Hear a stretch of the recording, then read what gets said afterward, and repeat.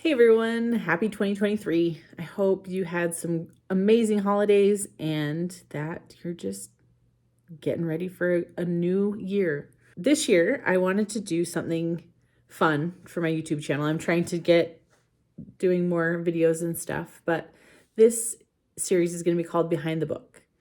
So I'll be taking some of the books I've written and talking a little bit more about what went into it, how it went writing wise, how I came up with some of the ideas, stuff like that. Let's scroll back a few years here. I had been writing fantasy for like 3 years. Writing fantasy. It was a lot of start a project and then get bored or get stuck and just kind of shelve it, and then a new shiny idea would come up and I'd be like, yes, this is the one that's going to make it to a book. I was in a critique group, and bless them, they were so kind and so patient with me because I just didn't know a whole lot. So then I just was struggling so much with fantasy that I decided that I was going to write a romance book.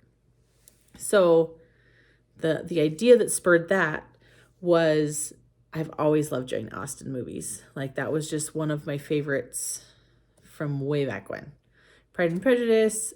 I remember watching the Keira Knightley version with my roommate nightly, every single night for like 2 weeks once we first got the DVD. Yeah, DVD, that's right. And I just remember being like, oh, this is so good. And fast forward after college, a few more years, and I was watching it with my husband, the dear soul he is, to watch all these chick flicks with me. But I was watching the 2007 Persuasion that has Sally Hawkins and Rupert Penry Jones. So cute. And I was just like, oh, what would this be like if it was in a contemporary setting? How would it work? What would happen? How would it work with all the different themes that might not kind of mesh with what had happened back in the 1800s? So I found another critique group that was awesome. They were mostly romance writers, and started working on this series that I had thought of. And at the time I had no idea if it was a thing, if people were doing this. I just wanted to write about contemporary Jane Austen books. So, there's plenty of versions now that I've done this for a while, but as I was trying to figure out what to do and how to write them, I was like, oh, what's a good way to tie these all together? What's a good way to start? And of course, Persuasion is my favorite, but the way it worked out with having a matchmaker, obviously Emma's the matchmaker. And so I decided to go with that as being the very first book, which is Love, Austen. This is not the original cover, but it's got a nice little facelift. So I was reading a short story that had this old lady as a matchmaker, and I just thought that would be such a great idea, some kind of matchmaking. So that's why I was like, oh, Emma, we're starting with Emma. And just all the ideas were slowly coming together. I was trying to figure out how to have the guy. And so, of course, she's a matchmaker, person that's trying to help love. And her counterpart, Parker Matthews, he's a divorce lawyer, which is like basically the love killjoy, right? And so I just put these two together, and I was trying to figure out, plot and arc and storyline and all the author terms that people talk about. And it just took a little bit, a lot faster than my fantasy novels that are still stuck on one of my old computers that I haven't touched in 5 years or so. But yeah, that was kind of the start of it, is just trying to put them together and see what would work. And at the time, I I was like, oh, this would kind of be fun to be a romantic comedy type thing, like have quirky moments and all this stuff. But like a sweet rom-com was not really the thing. You know what I mean? And everyone was always saying, oh, you need to write to market. And I've never really been awesome at that. But so Meg is very quirky. She has a lot of quirks that I have. But I loved writing her. It was so fun just to like add in some of those dorky parts and see where it went.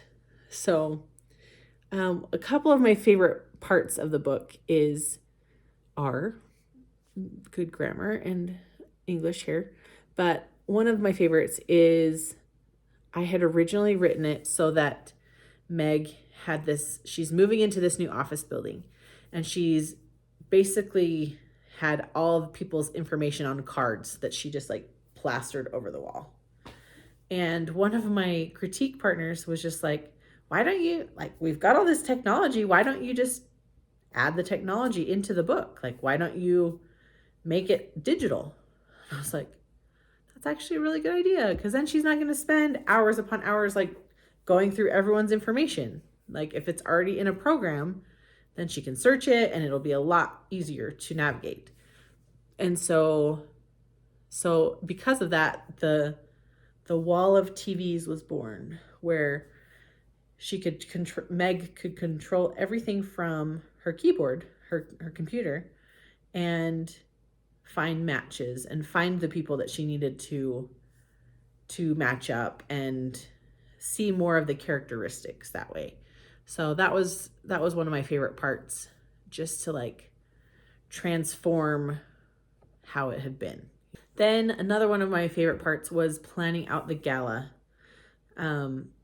Meg has been working for several years on this project that started in college and has morphed into her full-time job.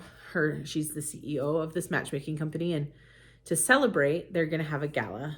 And every Jane Austen movie and story has some kind of ball or dance or anything. And I just loved that idea of like getting dressed up, going to this dance, being excited because you've got that new, like, oh, I kind of like this guy, or I'm kind of excited for this. And so yeah, that was a fun part, even though it doesn't end all that great until the end of the book. And then another part that I liked was that there were so many things that I kind of just like threw into the book, like not really knowing, because it was my first book and it was something so new to me. And this TV show called Everything Your Heart Desires, which was inspired from a little boutique that's in my town. And it's so cute. And the TV show was different. It was something to add that tension towards the end of the book.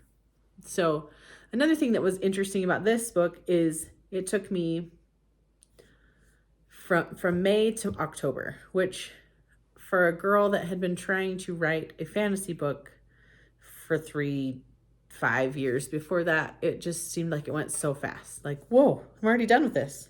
It's already ready. But I had given myself the goal to get it done by my birthday in 2018. So I had from May, and my birthday's in October. So I was like, I've got to get this done. If I don't get this done, I'm never going to get it done. And so I have to have those deadlines to get myself motivated sometimes.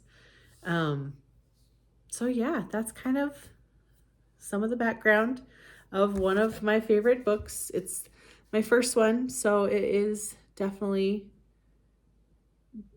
first one, but I still love the book. I still love it, the story, and all that goes into it. So Love, Austen is the first book based on Emma. The rest of the series is all adaptations of Jane Austen's works. And then I've actually started a spin-off series called Romance by Love Austen. It's basically the app that Meg has built for matchmaking, and all of the characters have to use the app, which gets tricky for me as an author, but it's been so fun.